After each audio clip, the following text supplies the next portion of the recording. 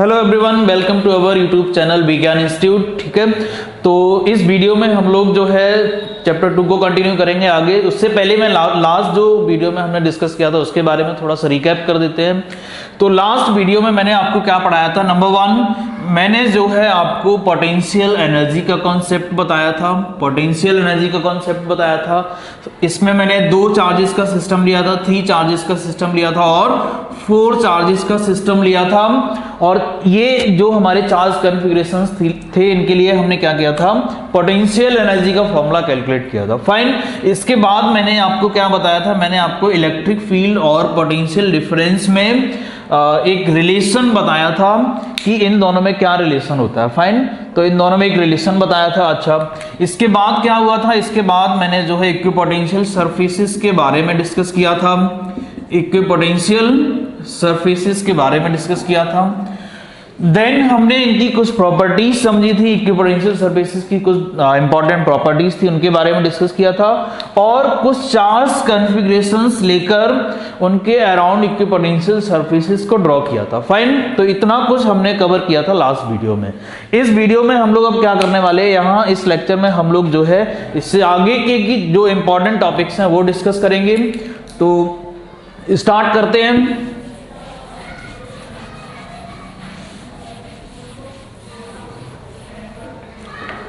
तो अब ये जो नेक्स्ट टॉपिक हमारा है ये है इलेक्ट्रिक पोटेंशियल एनर्जी से ही related potential energy in uniform electric field.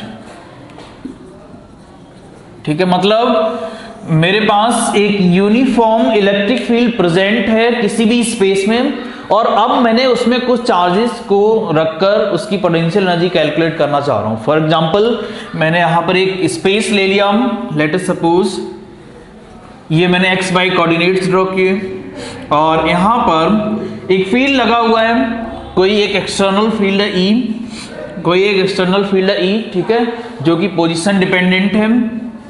Fine. And 2 points हैं। सपोज अभी मैं 2 सिस्टम को ही डिस्कस करूं, 2 चार्जेस के सिस्टम को डिस्कस करूंगा।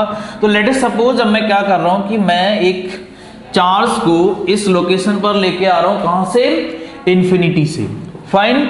तो इन्फिनिटी से suppose this charge is Q1, जो मैं यहां से लेकर आया, ये इन्फिनिटी से लेकर आया मैं इस पॉइंट पर। अब होगा क्या कि इस पॉइंट पर जब हम इसको लेकर आएंगे तो कितना वर्क करना पड़ेगा ये हमें देखना है।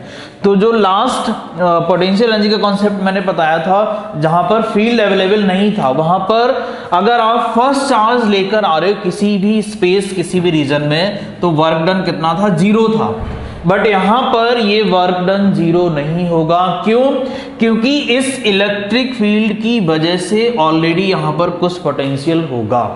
तो अब यहां पर हमें कुछ वर्क मिलेगा। अब कितना वर्क मिलेगा उसके लिए मुझे ये देखना पड़ेगा कि यहां पर कितना पोटेंशियल है। फाइन। तो लेट अस सपोज मैं ये मान लेता हूं कि यहां से ये लोकेशन जो है इस पॉइंट की वो है R1, और यहां से ये डिस्टेंस पोजीशन वेक्टर R1 है, और एक दूसरा पॉइंट भी ले लेता हूं। जो दूसरा चार्ज आएगा मे बी कि इसको मैं मान सकता हूं Q2 चार्ज। ये मेरा इस लोकेशन पर आ रहा है जो कि यहां से R2 पोजीशन पर है। कहां से? ओरिजिन से। फाइन। तो अब हमें ये देखना है कि भाई जब ये R1 लोकेशन पर पॉइंट है और ये R2 लोकेशन पर पॉइंट है, तो जो इलेक्ट्रिक फील्ड मैंने इस स्पेस में लगा रखा है उसकी वजह से यहां पर कुछ पोटेंशियल डेवलप हुआ होगा। अब कितना पोटेंशियल डेवलप हुआ होगा तो मैं उसको क्या लिख सकता हूं, लेट अस सपोज कि V R1 पोटेंशियल है। यहां पर R1 बेसिकली ये जो पोजीशन वेक्टर है, मतलब ये जो पोटेंशियल होगा ये R1 का फंक्शन होगा। ये कोई भी डिस्टेंस हो सकती है, इसलिए मैंने विद फंक्शन यहां पर लिखा हुआ कि ये किसका फंक्शन है। और यहां पर पोटेंशियल होगा, late us suppose it is V function of R2। ठीक है, क्योंकि डिफरेंट पोजीशन है तो यहां पर पोटेंशियल भी डिफरेंट होगा। तो अब जब आप यहां से इस चार्ज को लेकर आओगे, कौन से चार्ज को, इस Q1 चार्ज को, तो क्या होगा, आपको कुछ वर्क करना पड़ेगा। कितना वर्क करना पड़ेगा, W is equals to charge Q1 multiplied by potential difference. कितना है यहां पर पोटेंशियल, V ऑफ R1। ठीक है। ऐसे ही जब इस चार्ज को लाओगे यहाँ पर, Q2 को लाओगे यहाँ पर, तो यहाँ भी कुछ वर्क करना पड़ेगा। कितना, ये इसको अगर मैं W1 मान लूँ तो इसको कितना हो जाएगा W2, कितना वर्क करना पड़ेगा Q2 multiplied by V of R2। Fine, तो ये तो हमें वर्क करना पड़ा किसकी वजह से, जब हम इन दोनों चार्जेस को लेकर आए। अच्छा, अब इस चार्ज को जब आप लेकर आओगे तो पहली चीज तो ये तो वर्क करना ही पड़ेगा। क्यों? क्योंकि यहां पर इलेक्ट्रिक फील्ड अवेलेबल था। साथ के साथ जब आप इस चार्ज को लाओगे तो इस चार्ज की वजह से भी कुछ पोटेंशियल डेवलप हो जाएगा और वो भी आपको क्या करेगा, एक अपोज करेगा और उसकी वजह से भी कुछ वर्क आपको, उसके अगेंस्ट कुछ वर्क आपको करना पड़ेगा। फाइन, तो क्या होगा कि यहां से ये डिस्टेंस भी हमें पता लगानी पड़ेगी। Let us suppose it is R12, it is R12, then जो वर्क डन है अगेंस्ट दिस चार्ज कितना होगा, against force of this charge, कौन सा चार्ज, Q1 चार्ज की वजह से कितना करना पड़ेगा, वो हमने ऑलरेडी कैलकुलेट किया था लास्ट लेक्चर में। वो आया था हमारा K Q1 Q2 over R12। तो ये एक वर्क ये हो गया, एक वर्क W2 हो गया, एक वर्क W12 हो गया। तो ये टोटल अगर मैं ऐड कर दूं, इन सबको ऐड कर देता हूं तो मुझे क्या मिल जाएगी, मुझे टोटल पोटेंशियल एनर्जी मिल जाएगी in presence of an electric field. Fine, तो कितनी हो जाएगी पोटेंशियल एनर्जी मेरी, U is equals to W1 plus W2 plus W12। Fine, अब W1 क्या है, ये Ram Q1 V R1 plus W2 क्या है हमारा Q2 V R2, function of R2, plus W12 क्या है K Q1 Q2 upon R12। तो ये जो है मेरे पास पोटेंशियल एनर्जी का फॉर्मूला मिल गया। Fine, K Q1 V R1 Q2 V R2 plus K Q1 Q2 upon R12। Fine, ये potential energy in presence of electric field. Fine,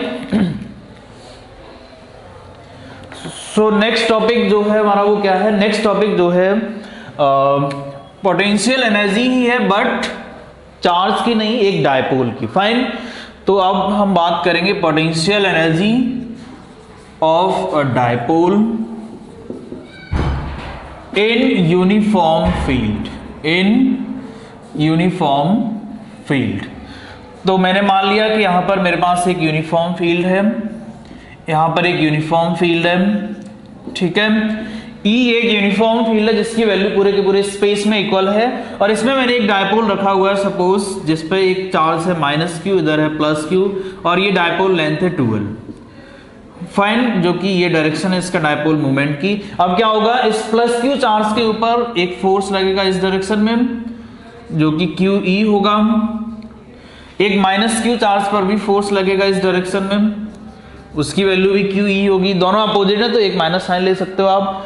तो अब क्या होगा, ये आप देख रहे हो दो इक्वल और अपोजिट फोर्सेस लग रहे हैं, इट मींस ये यहां पर एक टॉर्क डेवलप कराएंगे और उस टॉर्क की वजह से ये क्या करेगा, ये रोटेट करेगा। फाइन, और जब ये रोटेट करेगा तो इसकी पोटेंशियल एनर्जी इसके अंदर कुछ डेवलप होगी because of the rotation.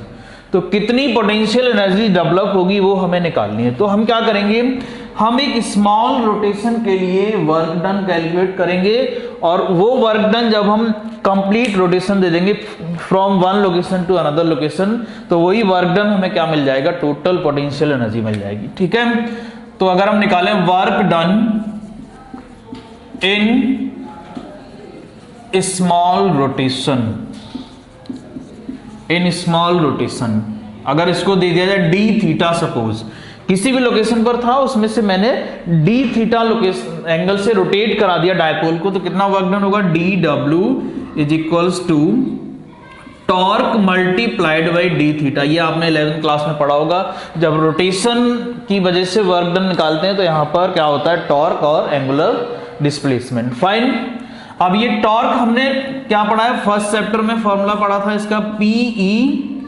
Sign theta D theta. ठीक है, ये पी साइन थीटा टॉर्क की वैल्यू है, दो जो कि आप पढ़ चुके हो लास्ट चैप्टर में।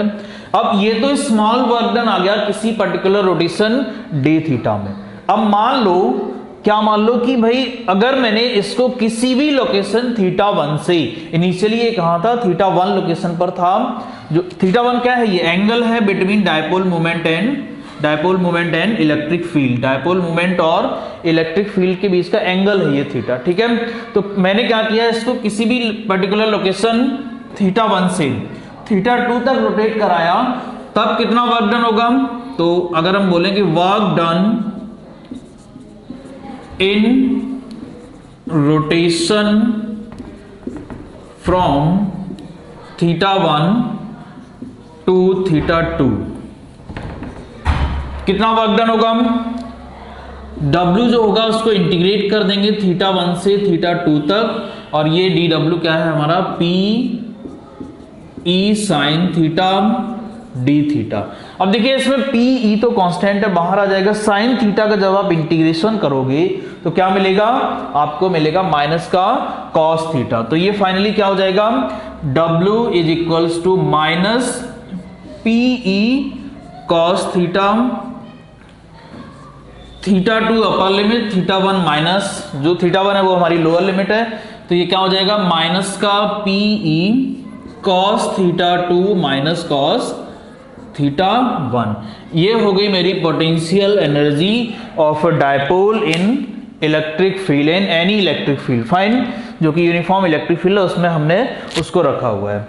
अब मान लो कि अगर इनिशियली ये कहाँ था, इनिशियली ये जो है नॉर्मली रखा हुआ था, normal to the electric field अगर रखा हुआ था, तब क्या होगा, ये θ1 जीरो हो जाएगा, θ1 cos θ1 जीरो हो जाएगा, बिकॉज जो ये θ1 ये 90, तो cos θ1 की वैल्यू क्या हो जाएगी, जीरो। तो देखते हैं उस केस में क्या होगा। हाँ, तो ये अगर सपोज की लेट θ1 इज 90 डिग्री, 90 डिग्री का क्या मतलब है कि भाई डायपोल मेरा एग्जैक्टली कैसा रखा हुआ था, एग्जैक्टली नॉर्मली रखा हुआ था इलेक्ट्रिक फील्ड के, ये इलेक्ट्रिक फील्ड की डायरेक्शन है, इसके परपेंडिकुलर रखा हुआ है डायपोल, ये डायपोल जो है वो इसके एग्जैक्टली परपेंडिकुलर रखा हुआ, तो θ1 90 डिग्री होगा, ठीक है। अब इसको मैं θ2 किसी भी एंगल थीटा तक रोटेट करा रहा हूं, तो कितना वर्क करना पड़ेगा, यहां डायरेक्टली आपने वैल्यू पुट कर देनी है, क्या होगा, W is equals to minus P E cos theta minus cos 90, और कॉस 90 क्या होता है, जीरो, है ना, कॉस 90 क्या होगा, जीरो, तो ये क्या बन जाएगा, cos P E cos theta, P E cos theta, because cos 90 zero हो गया, तो केवल ये फैक्टर बचेगा P E cos theta, that is the potential energy of dipole. अब यहां पर स्टेबल अनस्टेबल इक्विलिब्रियम पूछता है, स्टेबल और अनस्टेबल इक्विलिब्रियम, कि हमारा डायपोल सबसे ज्यादा स्टेबल कब होगा और सबसे ज्यादा अनस्टेबल कब होगा, फाइन। तो स्टेबल के लिए आपको पता है भाई कि क्या होना चाहिए, एनर्जी मिनिमम होनी चाहिए। स्टेबल तभी होगा कोई भी सिस्टम जब उसके पास एनर्जी क्या होनी चाहिए, मिनिमम होनी चाहिए, फाइन। अच्छा, तो ये जो एनर्जी है ये मिनिमम कब होगी, ये मिनिमम कितनी हो सकती है, जब इस कॉस थीटा की वैल्यू क्या हो, मिनिमम हो। बट यहां पर क्या है कि यहां पर भाई जो ये हमारी minus P E cos theta है, तो मिनिमम एनर्जी आएगी कितनी, तो स्टेबिलिटी के लिए क्या करोगे आप, कॉस थीटा कितना होना चाहिए, ये मिनिमम होना चाहिए, कॉस थीटा कितना होना चाहिए, मिनिमम, ठीक है। तो कितनी मिनिमम एनर्जी पॉसिबल है, तो कॉस थीटा मिनिमम कितना होता है हमारा, -1 देता है। बट प्रॉब्लम यहां पर क्या है, -1 रखते ही यहां पर ये ऑलरेडी एक माइनस साइन है, तो पॉजिटिव एनर्जी बन जाएगी, तो ये तो मिनिमम की जगह मैक्सिमम हो जाएगा। तो अब क्या होगा कि भाई यहां पर अगर मुझे एनर्जी मिनिमम करनी है, मतलब ये जो मैंने एनर्जी निकाली है, तो क्या होगा, अगर मुझे एनर्जी मिनिमम करनी है तो कॉस थीटा मुझे मिनिमम लेना है मैक्सिमम, तो मिनिमम अगर लेंगे तो क्या होगा, ये मिनिमम की वैल्यू क्या आएगी, -1, कॉस थीटा में जो मिनिमम वैल्यू होती है वो -1 होती है, बट यहाँ पर माइनस लगाते ही आपका ये पूरा का पूरा वैल्यू प्लस में हो जाएगा, और ये प्लस में हो गया, इट मीन्स एनर्जी मैक्सिमम होगी। हेंस जो थीटा की वैल्यू लोगे आप वो कितनी लोगे, यहाँ पर थीटा की वैल्यू आपने लेनी पड़ेगी कितनी, 1, वो भी कैसा, प्लस का, ठीक है। कॉस थीटा कितना लेना पड़ेगा, प्लस का 1, और प्लस का 1 अगर लोगे तो यहाँ पर थीटा कितना हो जाएगा, थीटा हो जाएगा मेरा 0 डिग्री, थीटा कितना हो जाएगा 0 डिग्री। फाइन, और 0 डिग्री रखते ही यहाँ पर जो u आएगा वो कितना आ जाएगा माइनस का पी ई। और इस सिचुएशन में मेरा डायपोल जो होगा वो कैसा होगा, स्टेबल कंडीशन में होगा। फाइन, अच्छा अनस्टेबल के लिए क्या होना चाहिए, ये cos थीटा कैसा होना चाहिए, इस तरह से रखो कि ये एनर्जी मैक्सिमम बन जाए। अब cos थीटा मैक्सिमम एनर्जी कब बनेगी, जब ये पॉजिटिव हो जाए, तो cos थीटा की वैल्यू क्या लेनी पड़ेगी -1। फाइन, क्यों, क्योंकि -1 लेते ही ये माइनस माइनस प्लस हो जाएगा और एनर्जी हो जाएगी मैक्सिमम। तो क्या आएगा यहाँ पर, थीटा इज इक्वल्स टू 180। क्यों, क्योंकि cos 180 की वैल्यू होती है -1, तो थीटा की वैल्यू कितनी हो जाएगी 180, और u जो आएगा ये मैक्सिमम आएगा, कितना आएगा मैक्सिमम, प्लस का पीई। फाइन, ये प्लस का पीई मैक्सिमम एनर्जी है। ये जो u था ये हमारा मिनिमम एनर्जी था, तो मिनिमम एनर्जी पर डायपोल स्टेबल होगा, मैक्सिमम एनर्जी पर डायपोल अनस्टेबल होगा। ठीक है, हाँ जी। अब एक क्वेश्चन ले लेते हैं डायपोल एनर्जी से रिलेटेड, पोटेंशियल एनर्जी से रिलेटेड। तो एक क्वेश्चन है मेरे पास, ठीक है, ये प्रीवियस ईयर में आया हुआ क्वेश्चन है। इसमें बोला गया कि 3 point charges +q +2q and -3q, ये 3 पॉइंट चार्जेस हैं। ठीक है, 3 पॉइंट चार्जेस हैं, एक तो है +q, एक है मेरा +2q और एक है मेरा -3q। ये तीनों एक इक्विलेटरल ट्राइंगल के वर्टिसेस पर रखे हुए हैं। ठीक है, इसका नाम है ए बी एंड सी, ये ट्राइंगल का नाम दिया हुआ है ABC। इसने बोला अच्छा इसकी साइड भी दी हुई है L, इस ट्राइंगल की इक्विलेटरल है तो सभी साइड्स इक्वल हैं। देन बोला if these charges are displaced to the midpoints A1 and B1 and C1 respectively, मतलब इस चार्ज को डिस्प्लेस कर दिया यहाँ पर मिड पॉइंट पर, इस Q को यहाँ पर ले आए जो कि A1 पॉइंट है, Q यहाँ पर आ गया, B वाला इधर शिफ्ट हो गया यहाँ पर, ये 2Q जो था ये B1 पॉइंट पे शिफ्ट हो गया, ये 2Q हो गया। फाइन, +2Q, और ये C वाला यहाँ मिड पॉइंट पे शिफ्ट हो गया, -3Q। ठीक है, तो इसने बोला कि calculate the work done in shifting these charges. मतलब क्या है, एक बार ढंग से समझ लो, एक इक्विलेटरल ट्राइंगल था, उसके वर्टिसेस पर +q +2q -3q चार्जेस रखे हुए थे। अब इसने बोला कि इन चार्जेस को मैंने कहां शिफ्ट कर दिया, इन साइड्स के मिड पॉइंट पर शिफ्ट कर दिया। मतलब ए चार्ज वाले को हमने क्या किया, A1 पर शिफ्ट कर दिया, B को B1 पर शिफ्ट कर दिया और C को C1 पर शिफ्ट कर दिया। अब इस शिफ्ट करने में हमें कितना वर्क करना पड़ेगा वो निकालना है। फाइन, तो क्या करना है, ऐसे क्वेश्चन को बहुत सिंपल है, इसमें पोटेंशियल एनर्जी का कॉन्सेप्ट लगाना है। तो हमें क्या देखना है कि भाई पहले जहां चार्जेस रखे थे उस टाइम पोटेंशियल एनर्जी कितनी थी सिस्टम की, वो निकाल लो। देन जो फाइनल ओरिएंटेशन आया, जो फाइनल पोजीशन थी, उसमें कितनी पोटेंशियल एनर्जी है वो निकाल लो। अब फिर देख लो कि उन पोटेंशियल एनर्जी, जो दोनों पोटेंशियल एनर्जीज आपने निकाली हैं, दोनों डिफरेंट स्टेट्स में, पहले और बाद में, उसमें कितना डिफरेंस आया है। जितना डिफरेंस होगा उतना ही तो वर्क करना पड़ेगा। फाइन, तो यही हमें कैलकुलेट करना है ना। तो एक यहां पर ये ड्रॉ कर लेते हैं, राइट। अब ये देखो साइड L है, तो ये वाली साइड्स जो ये कितनी हो जाएंगी, L/2, क्योंकि ये मिड पॉइंट्स हैं सारे, तो ये L/2 हो जाएंगी सारी साइड्स। फाइन, तो पहले ये बड़े वाले इक्विलेटरल ट्राइंगल के लिए बात कर लेता हूं। फॉर ट्राइंगल ABC देख लेते हैं। यहां पर देखो 3 चार्जेस का सिस्टम है, मैंने आपको फॉर्मूला बताया था पोटेंशियल एनर्जी का 3 चार्जेस के लिए क्या होता है। अगर मैं इनिशियल एनर्जी की बात करूं तो क्या होगा, K, पहले मैं इन दोनों चार्जेस को ले लेता हूं। ये चार्ज कौन सा है, Q, ये वाला चार्ज कितना है, +2Q डिवाइडेड बाई यहां से ये डिस्टेंस कितनी है, L। तो ये तो हो गया ये वाला पेयर खत्म। इसके बाद ये पेयर ले लो, BC पेयर, तो +K, ये कितना चार्ज है, +2Q, ये कितना चार्ज है, -3Q divided by L। Distance same है, ये यहां से यहां तक डिस्टेंस कितनी है, L है। ठीक है, अब एक तीसरा पेयर बचा, ये वाला AC, तो इसमें क्या बनेगा, +K, कितना चार्ज ये, -3Q, ये कितना चार्ज है, +Q, डिवाइडेड बाय एल। तो ये तो हो गई मेरी कितनी इनिशियल एनर्जी, मतलब जहां पहली लोकेशन पर जो चार्जेस थे उस ओरिएंटेशन की जो एनर्जी है वो ये है। इसको सिंप्लीफाई अगर करोगे तो कितनी हो जाएगी, यू जो इनिशियली आएगा वो हमारा कितना हो जाएगा, के Q into Q, Q square हो जाएगा। तो बन गया ये 2k Q square upon L. और ये कितना बनेगा, अब देखो ये माइनस साइन आगे आ जाएगा तो मैंने यहां ले लिया, और ये बनेगा 3 2 6 k Q square upon L. अब ये कितना बनेगा, इसमें भी माइनस साइन आगे आ जाएगा तो minus 3k Q square upon L.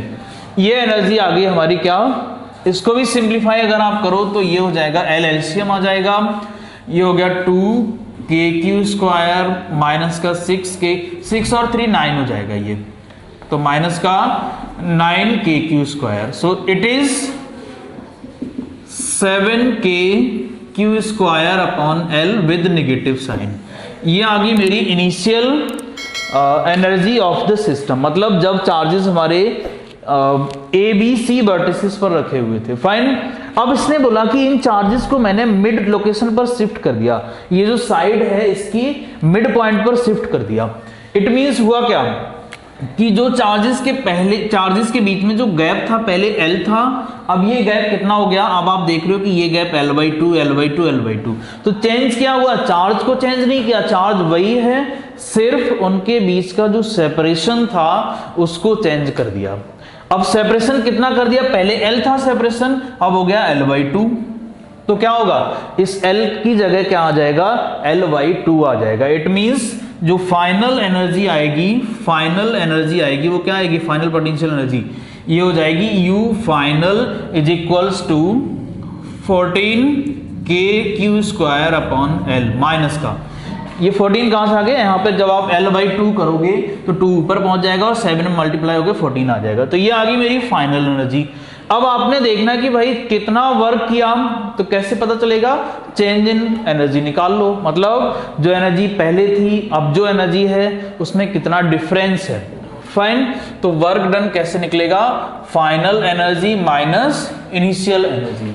Final energy कितनी है, माइनस का 14k क्यू स्क्वायर, माइनस का 14k Q square upon L, और माइनस ये कितनी है, माइनस का 7k क्यू स्क्वायर। तो ये हो जाएगा minus 7k Q square upon L. Fine. तो जब आप इसको माइनस माइनस प्लस हो जाएगा तो यहां पर क्या बचेगा, माइनस की 7k क्यू स्क्वायर एनर्जी बचेगी। तो फाइनली जो मेरा वर्क डन का आंसर आएगा वो कितना आएगा, minus 7k Q square upon L. इतना वर्क मुझे करना पड़ेगा जब मैं इन चार्जेस को इनके मिड लोकेशन पर शिफ्ट करूंगा, इनके मिड पॉइंट पर शिफ्ट करूंगा। ठीक है, तो ये बहुत इंपॉर्टेंट क्वेश्चन था। इस तरह के क्वेश्चंस एग्जाम में पूछे जाएंगे। 3 चार्जेस का सिस्टम हो सकता है, 4 चार्जेस का भी दिया जा सकता है, या फिर 2 चार्जेस का भी सिस्टम हो सकता है। 4 से ज्यादा बहुत कम प्रोबेबिलिटी है कि एग्जाम में आए, मोस्टली 3 और 4 से ही क्वेश्चन बनता है। फाइन। हाँ, तो ये हमने अभी इस लेक्चर में इतना पढ़ा है। ठीक है, पोटेंशियल एनर्जी का सारा कॉन्सेप्ट समझ लिया, और इसके बारे में जो है ये क्वेश्चन भी हमने समझ लिया जो लास्ट ईयर में आया हुआ था क्वेश्चन। इससे आगे का कंटिन्यू हम नेक्स्ट लेक्चर में करेंगे। ठीक है, तो चैनल को सब्सक्राइब कीजिए, शेयर कीजिए, और जितना हो सके लाइक करिए। ठीक है, और जो नीडेड स्टूडेंट्स हैं उनके लिए शेयर करते रहिए। Thank you.